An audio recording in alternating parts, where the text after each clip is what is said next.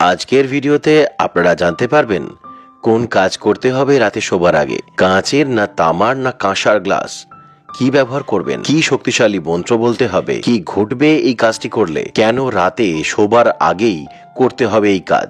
ভগবানের কাছে ভিক্ষা চেয়েছে ক্লান্ত মন নিয়ে যখন জোর করে ঘুমানোর চেষ্টা করি আমরা, তখন ঘুম আসে না। ঘুম কি অসাধারণ জিনিস না? যদি আসে সবকিছু ভুলিয়ে দেয়, আর যদি না আসে তো সবকিছু মনে করিয়ে দেয়। এই পৃথিবীতে অনেক মানুষ আছেন যারা সারাদিন হাসে কিন্তু রাতের বেলা নিঃশব্দে কাঁদে, মুখে বলে আমি ভালো আছি কিন্তু ভিতরে ভেঙে পড়ে। যদি আপনিও এমন হন তবে জেনে রাখুন, ঈশ্বর আপনার কষ্ট জানেন, আপনার কান্নার শব্দ শোনেন।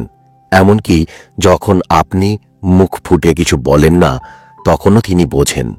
তবে একটা প্রশ্ন, আপনি কি সত্যি ঈশ্বরের কাছে নিজের কষ্ট উজাড় করে দেন, নাকি শুধু মনে মনে ভাবেন আমি একা, আমার কষ্ট কেউ বোঝে না? কামারপুকুর থেকে 17 কিলোমিটারের মতো যেতে 29 মিনিট। কাদরা গ্রাম, মিথিলার ভাঙাচোরা মাটির ঘরটি এখানেই একটা ছোট্ট গ্রামে ছিল। স্বামী সুব্রত সেলসম্যান, সবকিছু ঠিকঠাকই চলছিল। হঠাৎ করেই সুব্রত চলে গেল।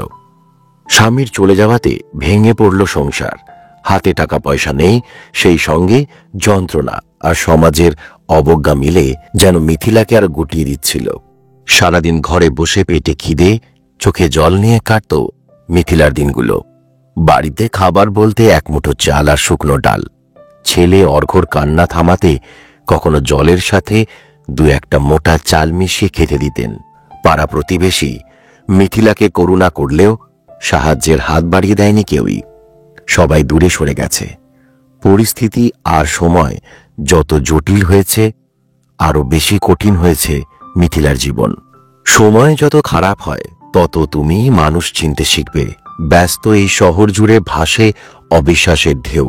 সবাই বলে সাথে আছি, পাশে থাকে না কেউ। কারণ দারিদ্র মানুষকে একা করে দেয়। একদিকে স্বামীর চলে যাওয়া, আরেকদিকে সংসারের অনটন। মিথিলার জীবন যেন অসহায়তার এক গভীর সমুদ্র, কোনো আলো কোথাও নেই। একদিন মিথিলার পাড়ার এক বৃদ্ধা মনোরমা ঠাকুরমা তাকে বললেন, মা, তুই তো অনেক কষ্ট পাচ্ছিস, শোন না, আমি একটা মন্ত্র বলছি, তুই এক গ্লাস জল নিয়ে রাতে শোবার আগে এই মন্ত্রটি বলে শুবি, সব দুঃখ দূর হবে। আমি নিজে এটা করেছি, আর দেখ আমার কত কষ্ট মিটে গেছে। ঠাকুরমার কথা বিশ্বাস না হলেও কিছু না করে বসে থাকার চেয়ে চেষ্টা করাই ভালো মনে করল মিথিলা। সেই রাতে মিথিলা সারাটা সময় বিছানায় শুয়ে ভাবছিল, এই ছোট্ট মন্ত্র কি সত্যিই কিছু করতে পারবে? এটা কি সত্যি? কিন্তু তার মন আর ভরসা খুঁজে পাচ্ছিল না। রাতে শুতে যাওয়ার সময় এক গ্লাস জল নিয়ে মনোরমা ঠাকুরমার শেখানো মন্ত্র বলে মিথিলা শুতে গেল। 2 দিন কেটে গেল, কিছুই হলো না। কিন্তু হঠাৎ তারপর ধীরে ধীরে মিথিলা অনুভব করল তার জীবন একটু একটু করে বদলাচ্ছে। কোথাও থেকে টাকা আসছে, কোথাও থেকে আসছে কাজের সুযোগ। এক গ্লাস জল নিন, এটা যেন স্বচ্ছ পরিষ্কার হয়, কারণ এই জলই আপনার কান্না আর ঈশ্বরের কৃপাকে ধারণ করবে। নিজের সমস্ত কষ্ট মনে করুন এবং মনে মনে বলুন, ঈশ্বর, আমি আর পারছি না, তোমার কৃপা চাই। এই বিশেষ মন্ত্রটি 3 বার বলবেন। ओम श्री महालक्ष्मी च विद्महे विष्णु पत्नी च धीमहि तन्नो लक्ष्मी प्रचोदयात्। ओम। এই মন্ত্রটি উচ্চারণ করার সময় নিজের সমস্ত কষ্ট দুঃখ ঈশ্বরের হাতে সমর্পণ করুন। এরপর সেই জল ধীরে ধীরে পান করুন। বিশ্বাস করুন ঈশ্বর আপনাকে আশীর্বাদ করছেন। মনে মনে অনুভব করবেন সেই জল এখন আর জল নেই, তা এখন ঈশ্বরের আশীর্বাদের তরল রূপ। তারপর কৃতজ্ঞতা প্রকাশ করে শুয়ে পড়ুন। মনে মনে বলবেন, আমি জানি ঈশ্বর আমার জীবনে অলৌকিক পরিবর্তন আনছেন। এই কাজটি আপনি 21 দিন ধরে করবেন। এরপরে দেখবেন আপনার মনে একটা অদ্ভুত প্রশান্তি আসবে। যে সমস্যাগুলো আপনাকে দুশ্চিন্তায় রেখেছিল সেগুলোর সমাধান আস্তে আস্তে সামনে আসবে। আপনার জীবনে ইতিবাচক পরিবর্তন ঘটতে শুরু করবে। আপনার দুঃখ, কষ্ট, হতাশা ধীরে ধীরে কমে যাবে। ঈশ্বরের কৃপায় আপনি নতুনভাবে জীবন দেখতে শুরু করবেন। চরণামৃত শুধুমাত্র জল নয়, এটি এক ঐশ্বরিক আশীর্বাদ। মা শারদা বলতেন, চরণামৃত পান করা মানে ঈশ্বরের কৃপা নিচের মধ্যে গ্রহণ করা। ঈশ্বরের কৃপা ছাড়া এই জীবন অন্ধকার। চরণামৃত পান করলে সেই কৃপার আলো স্পর্শ পাওয়া যায়। চরণামৃত হল সেই জল যা ভগবানের পায়ের ধোয়া জল হিসেবে ধরা হয়। এটি পুজোর সময় দেবতাদের পায়ের কাছে দেওয়া জল বা পুজো শেষ করার পর দেবতার সামনে রাখা জল, যা পরে ভক্তদের মধ্যে বিতরণ করা হয়। হিন্দু ধর্মে বিশ্বাস করা হয় যে এই চরণামৃত পান করলে দেবতার কৃপা এবং আশীর্বাদ আমাদের জীবনে আসে। এতে আধ্যাত্মিক শক্তি সঞ্চার হয় এবং জীবনে সমস্ত বাধাবিঘ্ন দূর হয়। ঋষি মুনিরা বলতেন, চরণামৃত পান করা মানে স্বয়ং ঈশ্বরের স্পর্শ পাওয়া। চরণামৃত শুধু জল নয়, তা হয়ে ওঠে ঈশ্বরের কৃপা, যা আমাদের আত্মাকে শুদ্ধ করে এবং আমাদের সমস্ত পাপকে ধুয়ে নিয়ে যায়। জল শক্তি ধারণ ও স্থানান্তর করতে পারে। মন্ত্র পাঠ বা ভাবনাকে জল গ্রহণ করতে পারে এবং তা বহন করে নির্দিষ্ট লক্ষ্যে পৌঁছে দিতে পারে। বিশ্বামিত্র মুনি, যিনি রাজার অন্যায় দেখে জলে মন্ত্র জপ করে অভিশাপ দিয়েছিলেন এবং তার রাজ্যে দুর্ভোগ নেমে এসেছিল। দুর্বাসা মুনি অত্যন্ত ক্রোধী ছিলেন। তিনি জলে শক্তি সঞ্চার করে অভিশাপ দিতেন। জল আমাদের দেহ, মন ও আত্মাকে শুদ্ধ করতে পারে, তাই যে কোনো পুজোর আগে আচমন করা হয়। বলা হয় গঙ্গা জল হল দেবতাদের আশীর্বাদের প্রতীক। পুজোয় গঙ্গা জল ব্যবহার করলে তা ঈশ্বরের কৃপা বহন করে। যে কোনো মন্ত্রপাঠের সময় যদি জলের উপর মন্ত্র জপ করা হয়, তাহলে সেই জল আশীর্বাদিত হয়ে যায়।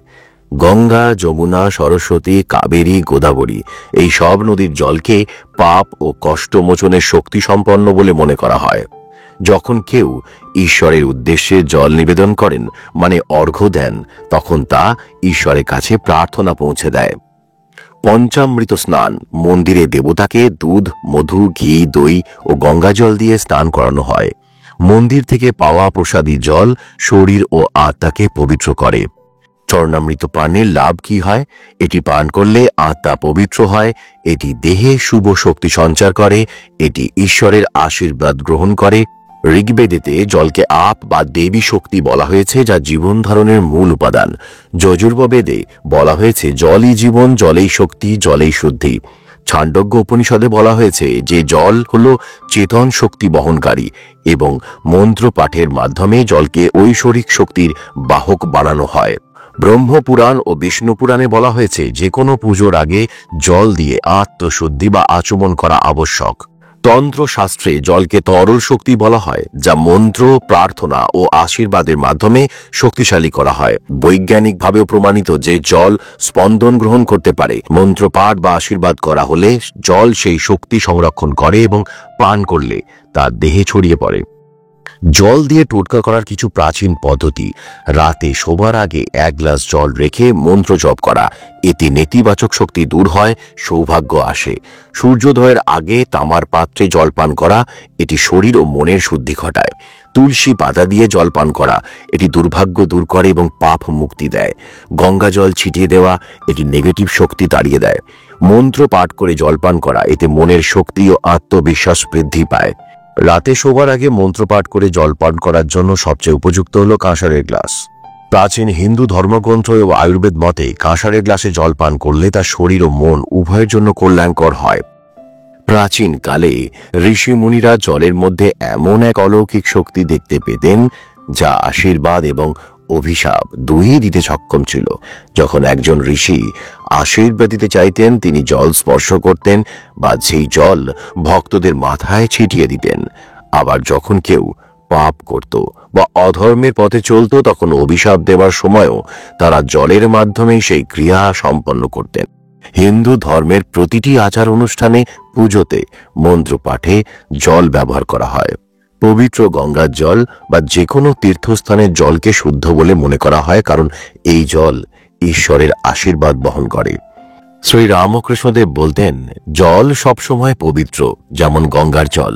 জীবনের কোনো পাপই গঙ্গার জলকে অপবিত্র করতে পারে না। ঠিক তেমনি যদি মানুষ হৃদয়ে ভক্তি নিয়ে ঈশ্বরের চরণে থাকে, কোনো অসৎ কাজই তাকে দূষিত করতে পারবে না।